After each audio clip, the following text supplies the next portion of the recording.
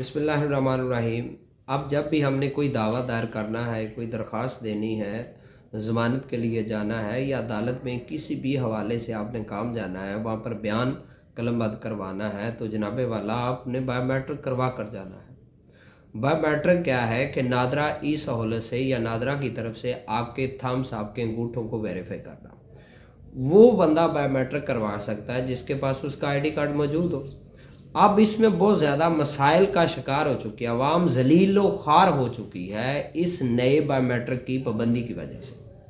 जिन दोस्तों के पास या जिन हजरात के पास उनके आईडी कार्ड्स नहीं, उनके दावाजात की दायरगी और उनके केसेस की दायरगी और उनकी ज़मानत की दायरगी में बहुत काफ़ी मुश्किलात का सामना करना पड़ रहा है।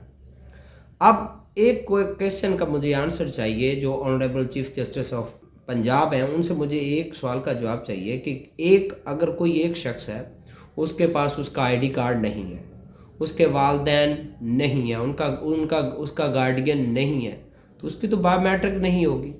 अब अगर उसकी बायोमेट्रिक नहीं होगी तो वो इंसाफ नहीं ले सकेगा।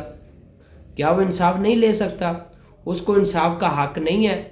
ये बायोमेट्रिक सेकेंडरी चीज़ है, इंसाफ की फराहमी प्राइमरी चीज़ है।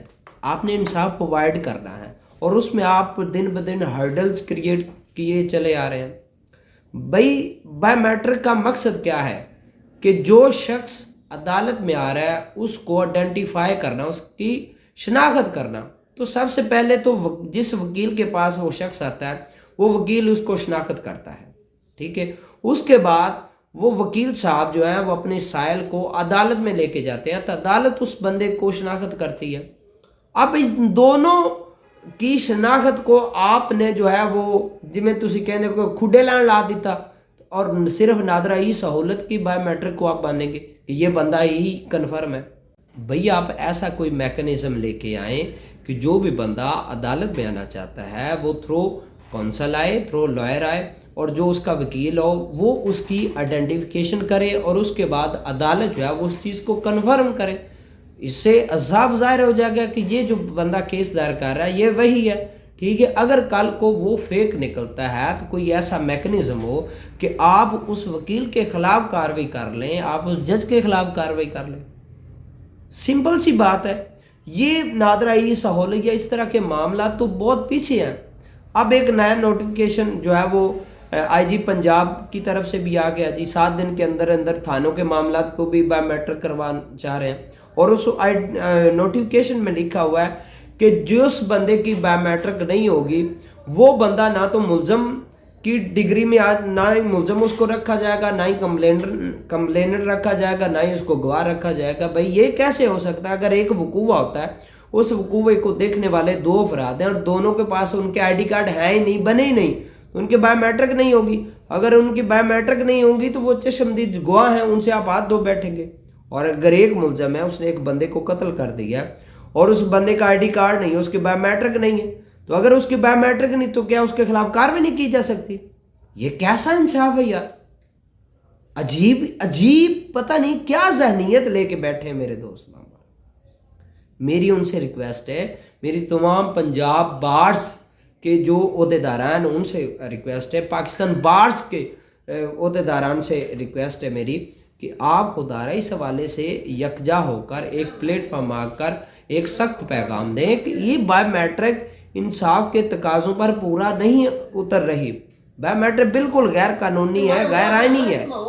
हर बंदे को अपनी बात सुनाने, अपनी बात मनवाने और अपनी बात कहने का हक होना चाहिए और बगैर किसी पाबंदी के हक होना चाहिए कि जी आपकी बायोमेट्रिक होगी तो हम आपकी बात सुनेंगे, आपकी बायोमेट्रिक नहीं तो हम आपकी बात नहीं सुनेंगे, हम आपको इंसाफ नहीं देंगे। ये कहाँ का इंसाफ है यार? एक शख्स है, उसका आईडी कार्ड नहीं बना, उसके वालिदैन जिंदा ही नहीं है, ठीक है, और वो नादरा के पास जाता है कि जनाब मेरा आईडी कार्ड बना दें, मैंने बायोमेट्रिक करवानी है। नादरा वाले कहते हैं कि पहले आपका आईडी कार्ड बनेगा, आप अपने वालिदैन को ले आए, अब फिर आपका आईडी कार्ड बनेगा। अब वालिदैन भी नहीं है, वो फिर नादरा वाले कहते हैं कि जी अदालत जाएं, वहाँ पर केस करें, हम पर नादरा पर केस करें, अब वो डिग्री लेके आए, फिर हम आपको आईडी कार्ड बना के देंगे। तो अदालत में आता है, अदालत कहती है आपके पास आईडी कार्ड नहीं, अपनी बायोमेट्रिक लेके आए। उस बंदे का क्या कसूर है? उस बंदे का भी तो हाल बताए ना। کوئی حل نہیں ہے، کوئی حل نہیں ہے۔ آپ دیکھیں ایسے لوگ وہ لائنوں میں لگے ہوتے ہیں، بایو میٹرک کے لیے بندے ذلیل و خوار ہو رہے ہیں۔ آپ یہ بایو میٹرک آئیڈینٹیفیکیشن ہی ہے نا، یہ شناخت ہی ہے نا، تو یہ وکیل کے ذریعے شناخت کیوں نہیں ممکن ہے؟ کیوں نہیں ممکن ہے؟ کیوں نہیں جو اپنے پریزائڈنگ آفیسر کورٹ میں بٹھایا وہ اس کے ذریعے شناخت کیوں نہیں ممکن؟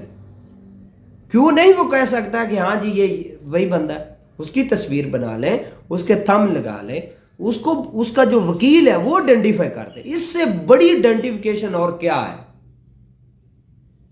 تو خدا را اس حوالے سے سوچیں، ان چیزوں کے حوالے سے جو ہے وہ کچھ عمل کریں۔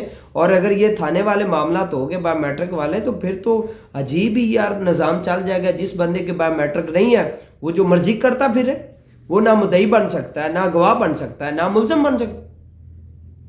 کمال نہیں یار۔ تو جو دوست میری اس کورس میں میری آواز بننا چاہتے ہیں اور جن دوستوں کو یہ چیزیں پسند آئی ہیں، اس ویڈیو کو شیئر کر دیں، لائک کر دیں۔ تو انشاءاللہ کسی دیگر معاملے پر آپ کے ساتھ بات ہوگی۔ اللہ حافظ۔